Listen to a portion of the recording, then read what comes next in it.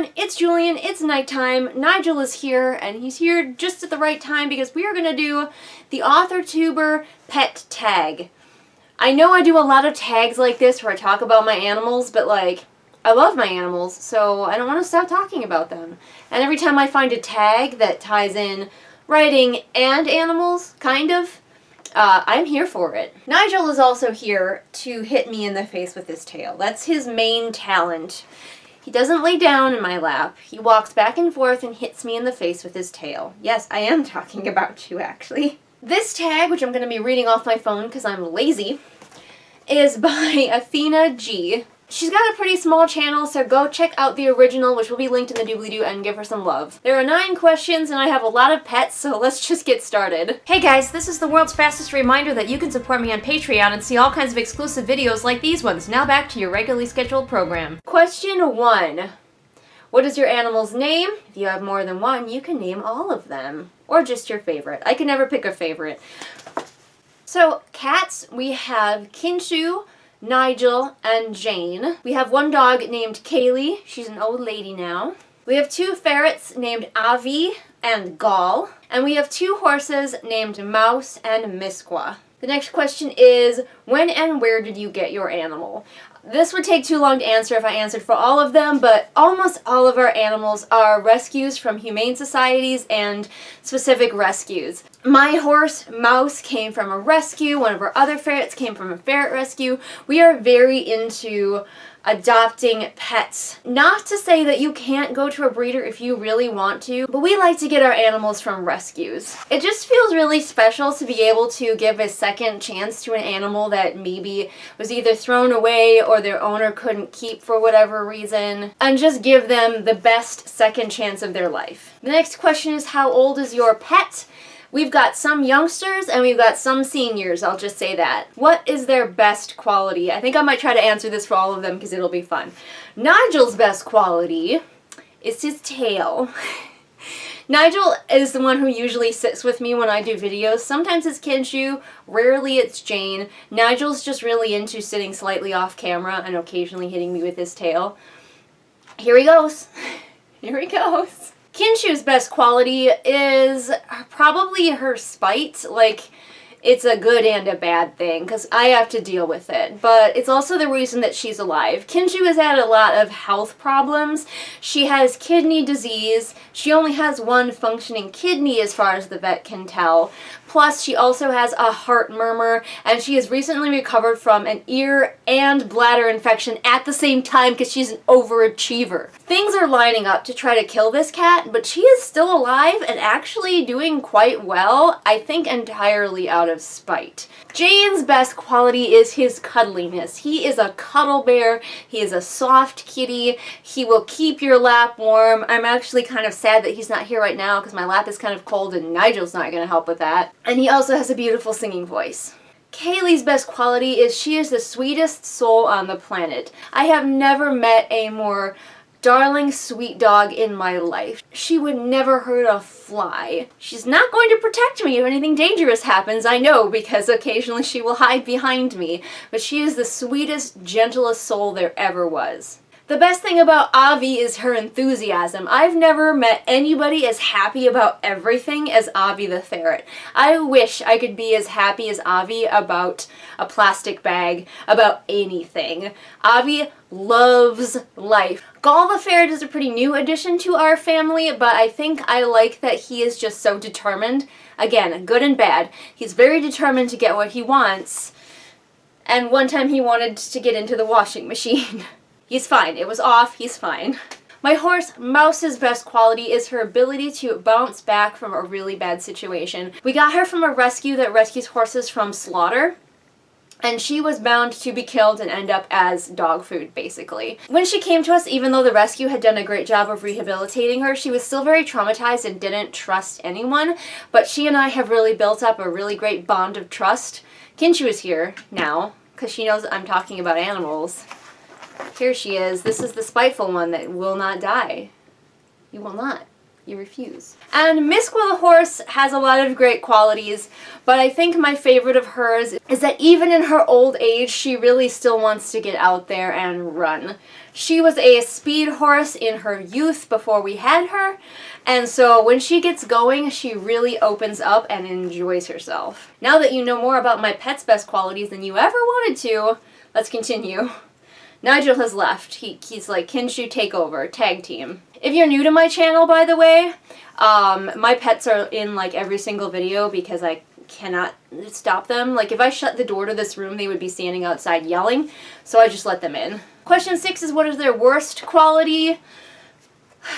Should I go through all of the animals again? I guess I kind of have to. Nigel's worst quality is getting his black hairs all over everything, including my face when he hits me with his tail. Jane's worst quality is that he occasionally pees in inappropriate places. If we leave something cloth on the floor, it's his favorite. Kinshu's worst quality is that she demands your attention at all times. People think this is cute. Like when they come to visit us, they're like, oh, I love Kinshu, she's so loving.